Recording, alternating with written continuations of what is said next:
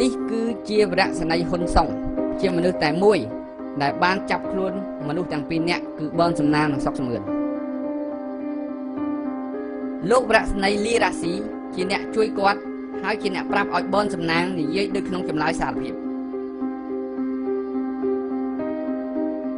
អ្នកទាំងពីរស្ថិតក្រោមបញ្ជាលោកហេងពៅដែលដឹកនាំការស៊ើបអង្កេតករណីលោកជាវិជាតាំងពីដំបូង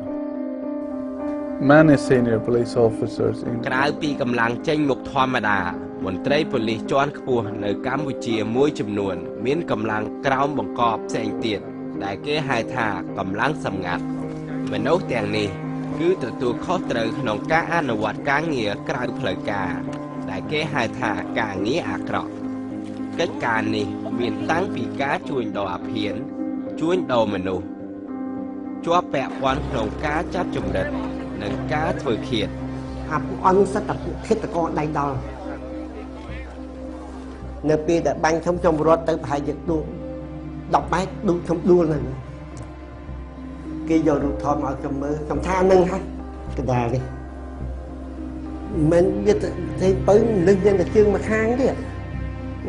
វាអត់ដែរទៅស្លាប់ខ្លួនវាទេសត្វតកូនចៅវិញចំទាំងអស់ឥឡូវនេះខ្ញុំដឹងតំណែងទៀតមាន7នាក់ទៀតដែលសម្រាប់ជីស្រួលធ្វើឃាតអ្នកមានតំណែងនៅក្នុងកម្លាំងប៉ូលីសកាន់តែខ្ពស់កម្លាំងបង្កប់ក៏មានអំណាចកាន់តែខ្លាំងដែរហើយវាពិតណាស់ថារឿងបែបនេះមានរហូតដល់កម្ពុជាវាច្បាស់ណាស់ថាលោកហុកឡុងឌីអគ្គស្នងការប៉ូលីសតែម្ដងមានក្រុមធ្វើការងារក្រហ្វក់ជាច្រើនឲ្យគាត់មេធំបំផុតរបស់កងប៉ូលីសគឺលោកឧត្តមសេនីយ៍ផ្កាយ4ខុកឡុងឌីជាមនុស្សដៃស្ដាំរបស់លោកហ៊ុនសែនហុកឡុងឌីគឺជាពេជ្ជឃាតនៅលើលោកនេះហុកឡុងឌីមានអំណាចដូចជាព្រះគេអាចសម្រេចបានអ្នកណាដែលត្រូវរស់និងអ្នកណាដែលមិនត្រូវ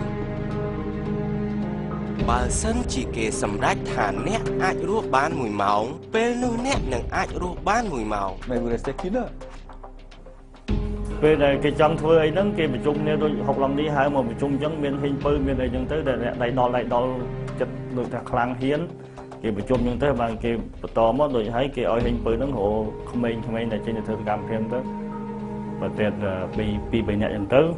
ទៅគេឲ្យមុខសញ្ញាគេឲ្យរូបថតពេលដែលយើងចុះទៅហ្នឹងគឺយើងដឹងថាមុខសញ្ញារបស់យើងហ្នឹងមានគោលដៅបបភ្នំហ្នឹងបានន័យថាកម្លាំងរបស់ម៉ូតូយើងហ្នឹងគឺតាមវារហូតគេបញ្ជាមកពីលើគឺឲ្យសម្រាប់អ្នកហ្នឹងទេប៉ុន្តែករណីដែលគេឲ្យសម្រាប់ហ្នឹងគេថាបើពួកខ្ញុំពួកដែលគេធ្វើហ្នឹងបើករណីវាពិបាកយើងបាញ់វាចោលតែកន្លងមកដែលពួកនឹងធ្វើឲ្យគឺវាយកឲ្យអំពើសៀតើលោកនៅកន្លែងចិញ្ចឹមក្រពើប្រមាណដងដែរច្រើន many ច្រើនជាង10 please ច្រើនហួស